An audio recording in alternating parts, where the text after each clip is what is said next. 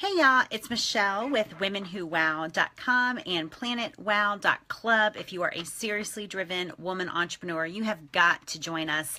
We are your tribe. We are your people. So come on over and join us. I want to answer a few questions from our members about some bonus content that is on the members only site. And part of this content is from my Blogging for Bucks program. And it's really teaching people how to blog profitably.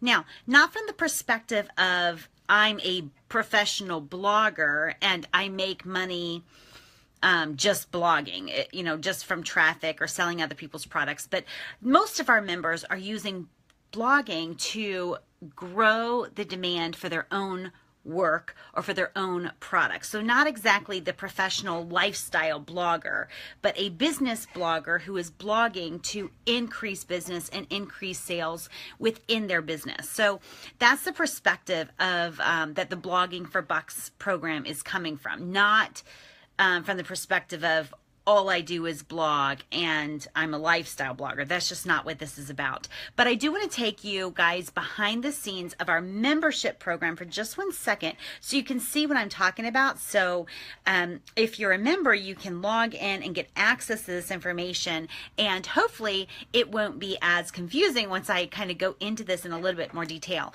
I'm also going to be taking Q&A. So if you guys have a question about blogging, then definitely put it into the comments below so I can answer that. We are going to go sort of deep today to make sure that everyone's questions are answered. And if you have a block about blogging, like for instance, no one's reading my blog, I feel like it's one-way communication, I feel like any number of those things that keep us from consistently serving our target market through our blog, whether it's video blog, audio blog, or written blog. So here, I want to show you really quickly. Let's see. Okay. So here is, what you're seeing here is a behind the scenes of our website. So you have the schedule here, which is absolutely open to anyone. The monthly trainings is where you'll find our virtual mastermind recordings and notes. The weekly hustle is where you get your Sunday night business kind of challenge or hustle video. And right now we're in the bonus WOW programs, and this will switch out every once in a while, but right now we have several of our programs. So module 1 of the 90-day business challenge, profitably speaking, module 3. And this is really helping people who need to speak for money. Then we have the advanced training for enterprising experts, one of my favorite programs. And then we have the Blogging for Bucks planning and preparation module.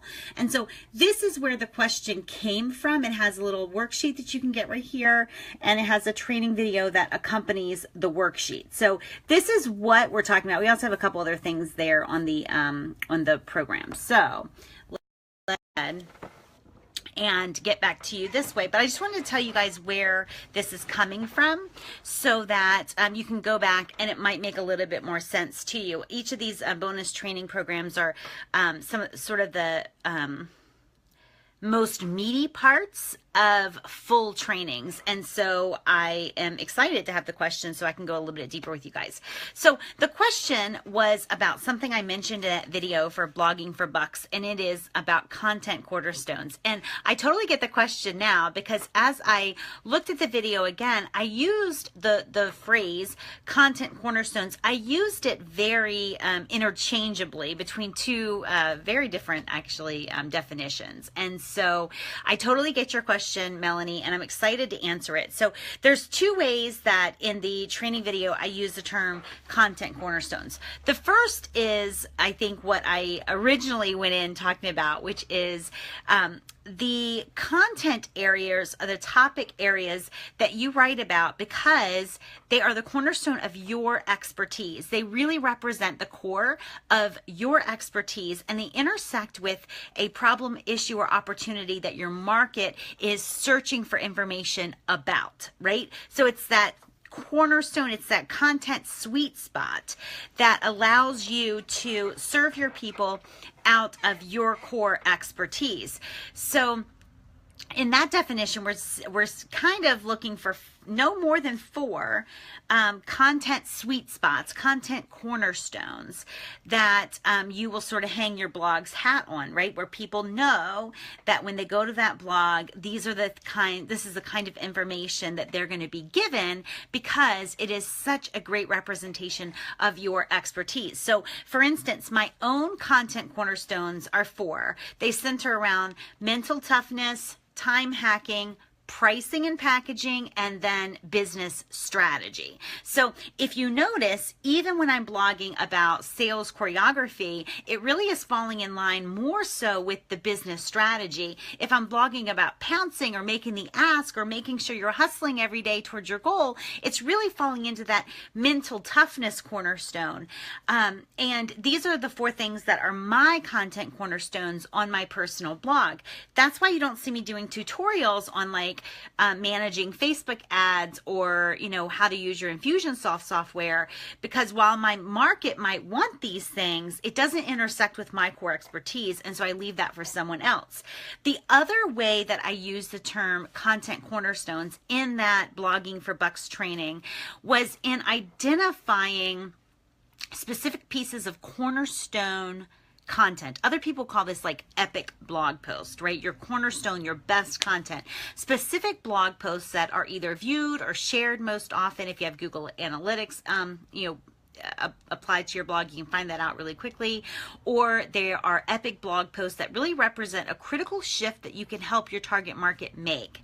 And in the full training program, what I really wanted our the participants to do is to identify these pieces of specific content on their blog that has the most potential to demonstrate their expertise and transform a reader into a lead, right? So once you identify those content cornerstones, i.e. epic blog post, once you identify those, the 8 or 10 articles that really best represent what you do and have the ability to take a reader from just reading and consuming the content into saying, hey, I want more information, then you want to identify those pieces of content, and then you want to make sure that you have a lead magnet within. Now, most people on their blog, they have maybe a sidebar or something like that where people can get information. They can give their email and address, or email address or name or whatever for free digital information. But I encourage you to take your cornerstone pieces of content, the 8 or 10 that you feel best represent you and best intersect with the markets, what they're looking for, and create a lead magnet for each of those different posts, right? So for 8 to 10 of them. Now, it can be the same lead magnet you use throughout the rest of the site, but you'll want to create a graphic or something that shows how that lead magnet directly applies to the content that they're reading. And I will post in the comments below this video, I'll post a couple of those, pages for myself. Things that I have identified, pieces of content I've identified that allow me to not only better serve more people, but also collect the names and emails of people. So now, there's a block that has been identified surrounding just the habit of blogging, and it's one that I've overcome with one quick reframe. And just a few details that I want to cover around this. And the block is, it feels like blogging is one-way communication. Just like I'm lecturing someone, or worse, like maybe I am up on stage speaking my heart out and there's no one in the audience, like no one's reading. And I've totally been there. And all of us are there. All of us are there. And so a few things. The first things first is I want you to realize that there are many different ways you can use the content on your blog. It is not simply just a place for new blog posts to go and age, right? Blog posts aren't necessarily like wine. They don't necessarily get better with age, but a lot of times they do. And so there's very different ways ways that we can use the content that we put onto our blog. So the first thing is, does it serve people? Does it really help your target market? Does it give them the information or encouragement that they need? So the first thing is, if it doesn't do that, then what are we doing here, right? The second thing is, it does allow people to get to know you at a deeper level as they decide whether or not they want to buy from you, attend your event, work with you in some way. The third is it can demonstrate your expertise, and it should demonstrate your expertise. It should be relevant for your target market, and it can also demonstrate your expertise for the media, right? To let them know, like, that you didn't just fall off the turnip truck the other day. You've got some really great experience. And the fourth thing that it can do, which I think is underused, and I've been blogging for, I don't know, 9 years, 10 years. And I've kept nearly all of my blog posts on BeMichellePippin.com. But a lot of times I will use old blog posts to teach a lesson that might be offensive if I just said, went right to you and emailed you the same exact information, saying, listen, I wrote this 4 years ago, but after our conversation, I feel like it really might resonate with you. Please don't take offense, but read it and let me know what you think. And a lot of times, if I had taken that same information, maybe calling them out on a waiting for perfect timing, or calling them out on their inactivity, or calling them out on not making progress and not selling in their business. Sometimes that can come across as offensive or acrimonious, but if I point them to an article that I wrote before I even met them, then they can receive it a little bit better. And I'm not as concerned about what they think of me, if they got mad at me or not, but I am concerned about them grasping the information and using it to move their business forward. So that's another way that you can use older blog posts. But there's so many other different ways that you can use your blog, but none of it matters really if no one is reading it. So a quick reframe. At the beginning of the Blogging for Bucks program, I said, you're right. No one is reading your blog, right? That's the hard truth. No one is reading your blog. And that's okay, right? Because we all start there where no one's reading our blog unless we are driving them to it, unless we are feeding it to them, unless we are bringing it to them on a silver platter. And so our job then becomes not just creating amazing content, but also making sure that people know that it's there and why they should read it, right? So for my own business, we're sharing articles that are 8 years old, 9 years old, 7 years old. We're sharing them across multiple platforms, multiple times daily. I share articles personally all the time when I am looking for, when I'm communicating with the media, when I'm looking for something that might serve our members or serve one of my clients. I repurpose my blogs all the time. You can turn them into live streams. You can turn them into YouTube videos. You can turn them into podcasts. But you know what you could do, and this is something that I might want to do as well, is to take a really meaty or an epic or a cornerstone piece of content and ask your market to read it and then meet you in a live stream to discuss it and go a little bit deeper. That's something that I came up with as I was preparing for this live stream, and it seems like it might have some real merit. So to get the conversation going, because we do not like to hear crickets. We do not like to have a one way where we feel like we're lecturing all the time and we're not even sure if they're there, if it's making a difference, etc. But that's a good idea if any of us can do this. I want to move on to comments and our focus on getting comments onto our actual blog. One, it's a very worthy goal. I'm not trying to say it's not worthy. However, the more worthy part is making sure that we are reaching the right people and that we are impacting them in such a way that they will want more from us. You will see a shift if you're paying attention the past even 6 to 9 months. We've seen a shift from big time online marketers where they're sharing more and more of their content directly into the social media platforms themselves and not requiring, not like what we used to do, which is like a one-line teaser and then you have to link over. I'm starting to do a little bit more of that as well in my real-time post and, sharing sometimes the entire blog post in social media. That's where people are hanging out. That's where they're receiving their news. That's where they're receiving their information. And so we might as well kind of fall in line with that and not worry ourselves so much about whether they're reading it on our blog or website, or whether they're reading it in Facebook or wherever else they might be able to read it or watch it.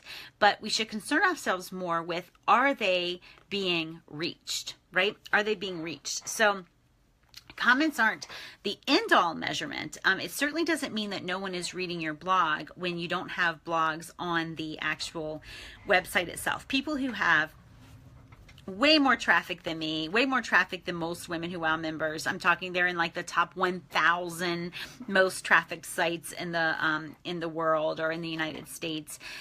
They're still having a lot less comments than they used to, frankly, because we can post comments anywhere, and we're conditioned right now to be most interactive on social media platforms. So we just want to kind of make sure that what we're expecting is falling in line with what people are doing.